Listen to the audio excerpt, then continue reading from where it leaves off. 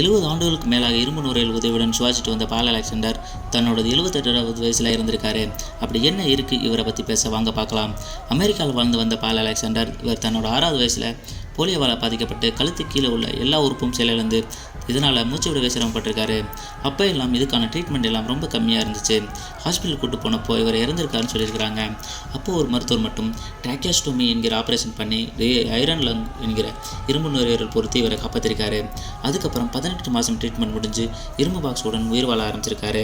அதுக்கப்புறம் ஐயா செஞ்ச செயல் தான் வேறு லெவலு. டாக்டர் சால்வின் பால் அலெக்சாண்டரை பார்த்து வெண்டிலேட்டர் உதவி இல்லாமல் 3 நிமிஷம் நீயாவே சுவாசிச்சா அழகான நாய்க்குட்டியை கிஃப்ட் பண்ணுறேன்னு சொல்லியிருக்காரு. அந்த சவாலில் ஜெயிச்சு நாய்க்குட்டியை பரிசாக வாங்கியிருக்காரு. அடுத்து பால் அலெக்சாண்டர் ஸ்கூல் படிப்பை முடிச்சிருக்காரு. அடுத்ததாக பால் அலெக்சாண்டருக்கு காலேஜ் போகணும்னு ஆசை இருந்திருக்கு. இவருக்கு இருக்க பிரச்சனையை பார்த்துட்டு காலேஜில் சேர்க்கலை. அதுக்கப்புறம் 2 வருஷம் கழித்து பல கண்டிஷனோட காலேஜ் போய் வக்கீலும் ஆயிருக்காரு. தன்னோட நண்பருக்காக வாதாடவும் செஞ்சிருக்காரு.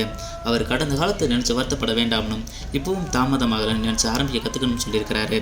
லாஸ்ட்டாக 3 minutes for a talk my life in iron லங்க்னு ஒரு புக் எழுதியிருக்காரு. இவர் அதிக நாள் வாழ்ந்த ஐரன் லங்கில் வாழ்ந்த மனிதர்னும் கின்னஸ் ரெக்கார்டு வாங்கியிருக்காரு. இப்போ தன்னோட 78வது வயதில் கிளம்பியிருக்காரு.